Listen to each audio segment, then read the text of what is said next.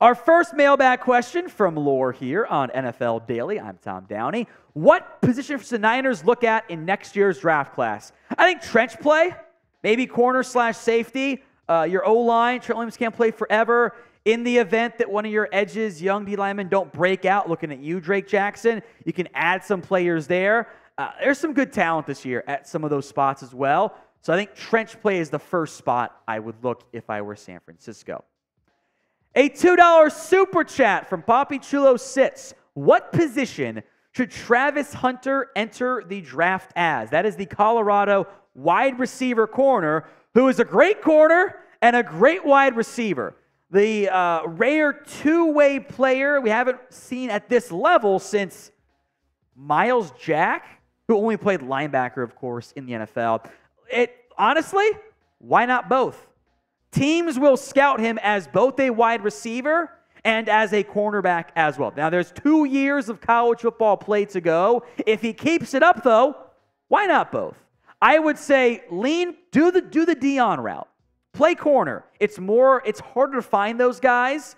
The pay isn't quite the same, but you'll be playing some receiver as well there. You're knocking out, you can play some return man as a bonus there. Play corner, tougher to find those guys. Not as highly paid, but that's okay.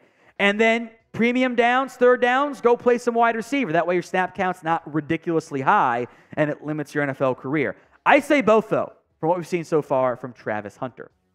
XD Gamer 22, excuse me. Do you think Keenan Allen is on the way out? This is the last year of Quentin Johnston, Mike Williams, and Keenan Allen all being on the Chargers. I don't think you're going to keep that core together long term when you have Herbert's money eventually set to hit the hit the books there. So Allen might be 1 year and done in LA. Hopefully it's a good year for the Chargers. And maybe then they can work out some other extension beyond that if it is a really, really good year. Sean M. Mike Evans for a second-round pick from the Patriots. Who says no? The Patriots, maybe? This is the Muhammad Sanu deal, which I actually kind of find funny. It's the Sanu deal / the Chase Claypool deal because, the contracts, the trades are weird at wide receiver. Evans can only get a fifth-round comp pick, so maybe that brings down the value like a late third or a 4, but I would not be surprised at all if come trade deadline time, the Bucs are shopping Mike Evans.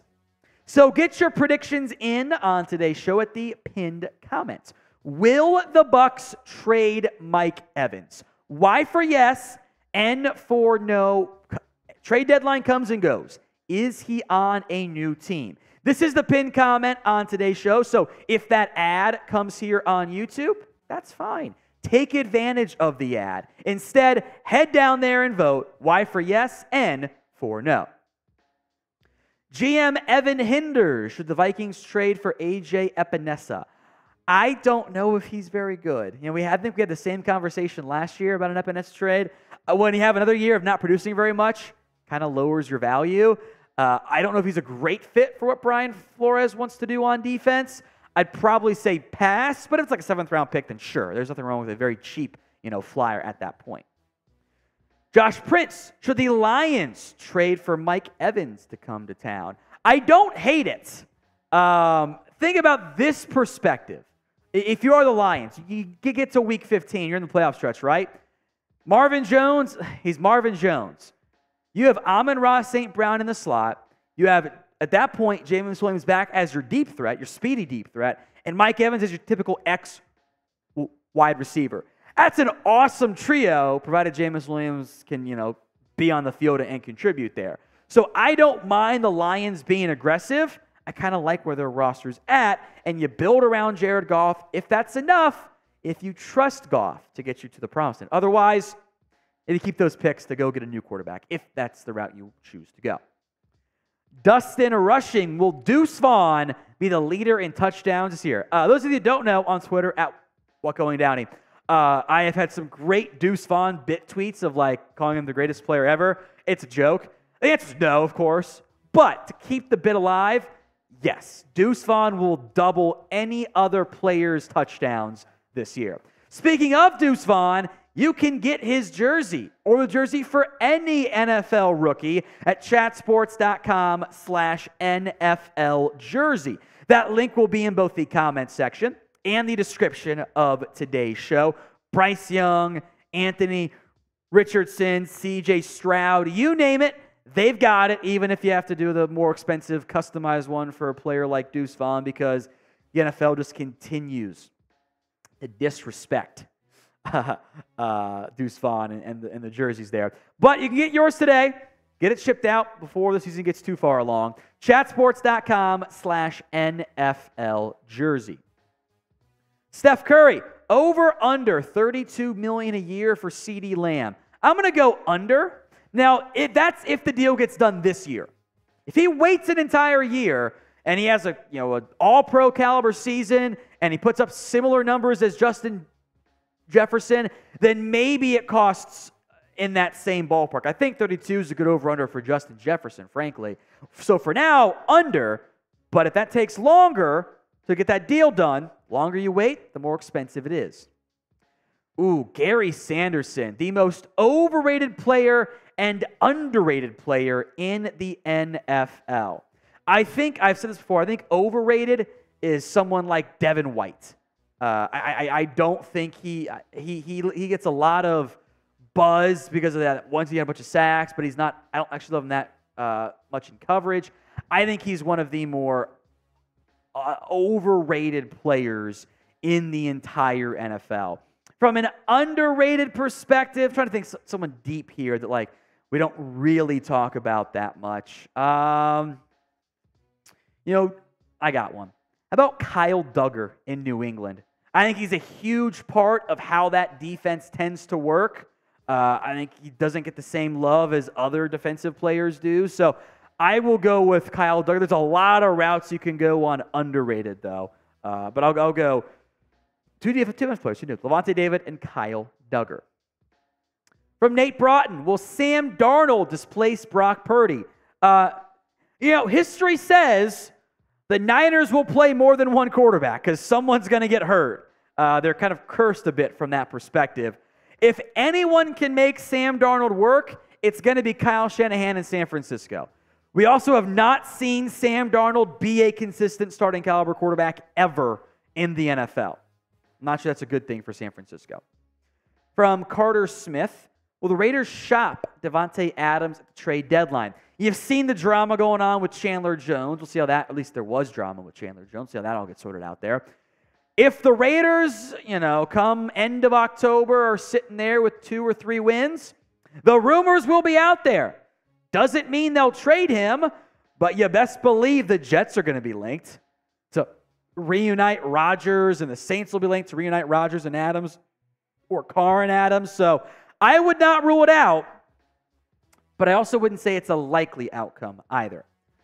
My concerns here come down to Josh McDaniels, if we're being honest. So what is your confidence level in the Raiders head coach and his regime in Vegas? Scale it for me from 1 to 10. 1 on the low end, 10 on the high end. GM Evan Hinder's Spencer Rattler will be drafted to the Vikings to replace Kirk Cousins. I don't know where Rattler's going to go. I actually like a lot of the quarterbacks in college football this year, including, but not limited to this kind of tier, guys of like a Bo Nix, a Joe Milton, a Spencer Rattler, maybe even a Shedeur Sanders kind of fits in this category. Michael Pratt over at Tulane, Cam Ward at Washington. There's a lot of fun quarterbacks this year. I would bet the Vikings take somebody, especially if Kirk's not there. That might require a first-round pick, and I don't think Rattler is going to go round 1. Corey, who wins, Bears or Packers, and why? I assume you mean week 1. I want to pick the Chicago Bears because I think that would mean quite a bit for that franchise, building some confidence. And, man, if Jordan Love plays well again, I'm just going to feel down. I'm going to be like, oh, no.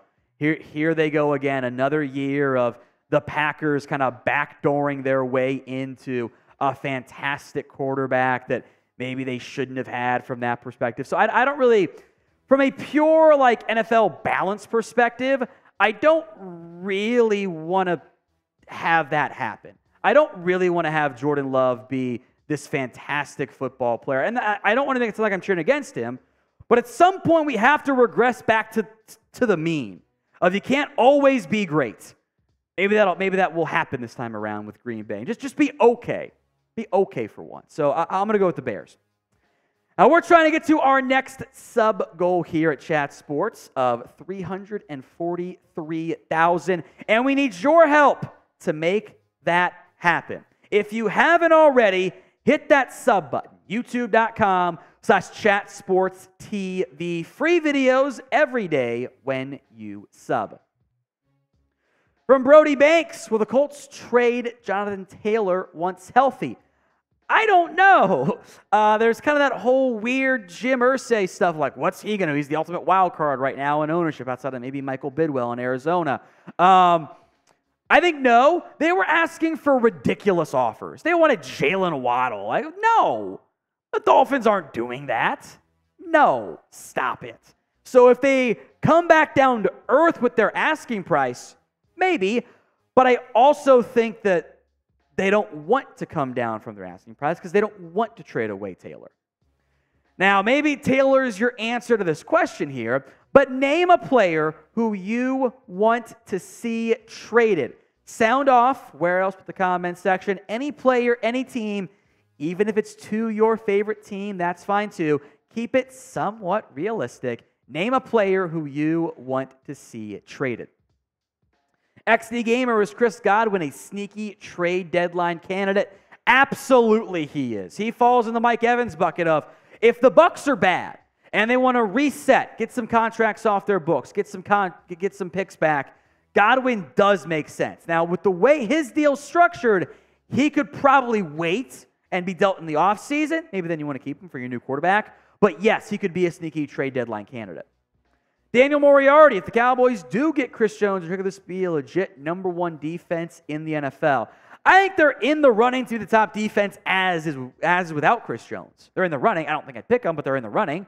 So you add Chris Jones to that team, yeah, they would absolutely be in that conversation as well.